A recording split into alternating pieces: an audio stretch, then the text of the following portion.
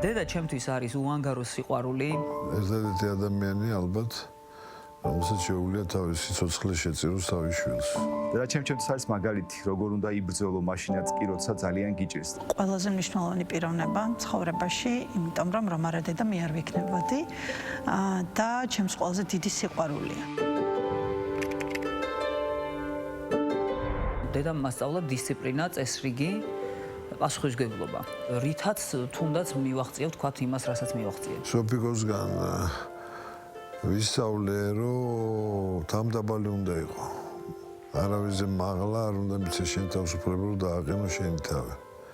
მასწავლა, რომ ყველაფერი რაც შეგიძლია შენით გააკეთე და ნუ დაავალებ ნურავის სხვა ადამიანს. და მასწავლა სამყაროს და ადამიანების სიყვარული. დედამ მასწავლა ძალიან დიდი სიყვარული და შრომის სიყვარული პრინციპში. მასწავლა ადამიანების სიყვარული და პატივისცემა. მასწავლა პირველ რიგში ის, რომ ადამიანებს ყოველთვის თან აუგზო უნდა იყო ძალიან ემპათიური. დედა ჩემს ესეთ ვისება ქონდა, რომ აი, როდესაც ვინმეს წაიომჭირდა ხოლმე ყოველთვის ჩვენთან სახლში მოიპატეშებოდა და ჩვენთან ტოვებდა ხოლმე. ეს მასწავლა დედა ჩემმა, რომ არასდროს ადამიანი არ უნდა მიატოვო გასაჭირში.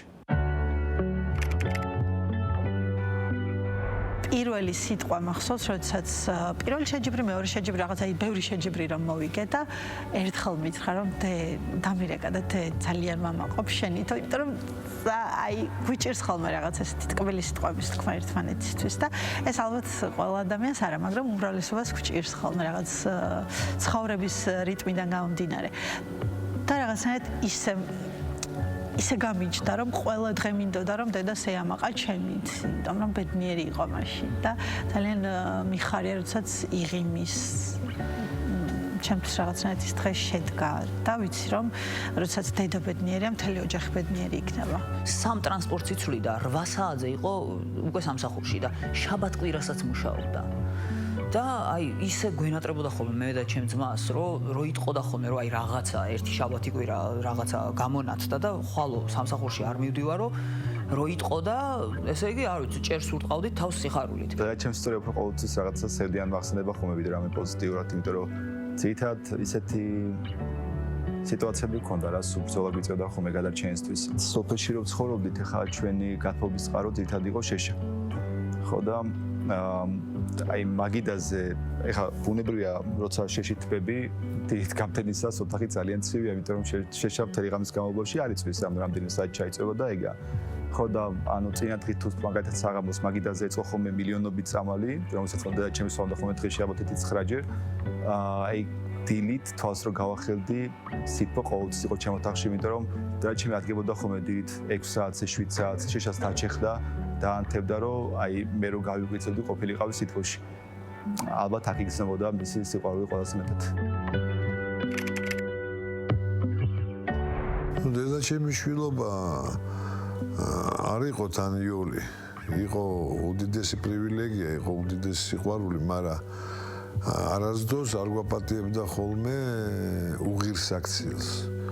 თუმცა ჯგუფი და გაბრაზება არ იცოდა, გაბუტვა იცოდა და ჩვენ ხვდებოდით, ისე შემოქმედავდა, რომ ესე იგი არასწორი მოვიქეცით რაღაცაში. მიუხედავად იმისა, რომ აი წლების განმავლობაში ებრძოდა სიმსივნეს, ხო გაკვეთილი თითქმის არასდროს არ გაუწენია. აი ყოფილა ძალიან მძიმე მდგომარეობაში, აი წინა დღით საღამოს, აი ქონია ფინტობის ანთება, გამოკვეთილი ცხელებით, სუნთქვის გაძნელებით, სახეზე იყო ლურჯი, ციანოზური და მეორე დღეს სკოლაში წასვლა ჩვეულებრივად.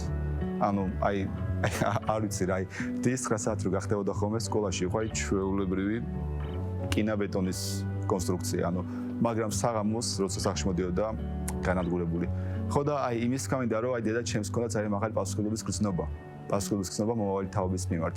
ხო და როცა მას რაღაც საქმე ჰქონდა ხოლმე დაკისრებული, იმას აკეთებდა აი რაც არ უნდა დაჯდომოდა ყველაფრის ფასად, ასე რომ დედა ჩემმა ის მასწავლა რომ პასუხისმგებლობის გრძნობა ყოველთვის მაღალი უნდა ქონდეს. ძალიან მებრძოლი დედა, ყველაფერს აკეთებს შვილებისთვის. აი ბოლომდე იბრძვის, ბოლომდე არ აქვს მნიშვნელობა მენტალური თუ მატერიალური კუთხით და ეს აქვს რაღაცნაირად სისხლში. ამიტომ იყო დედა ჩემის შვილი, არის იყო ირმა ხეცრიანი, რომელსაც აქვს დიდი პასუხისმგებლობა და ბევრი მოვალეობები რომ გაამართლოს, იყოს ბაბილინა კოპალიანის შვილი. მადლობა რომ სწორად აღმზარდა, მე ესე მიმაჩნია.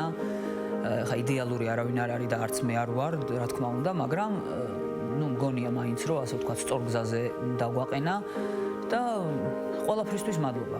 და ჩემმა ყველაფერი გააკეთა იმისთვის რომ მე დღეს ყოფილიყავი ის ვინც ვარ ყოფილიყავი დამოუკიდებელი არ ყოფილიყავი სუსტი და მე უძოლი ყოფილიყავი ამისთვის დაიჩემს ძალიან მადლობა. დედა, მადლობა რომ მე ამერჩიე შვილად.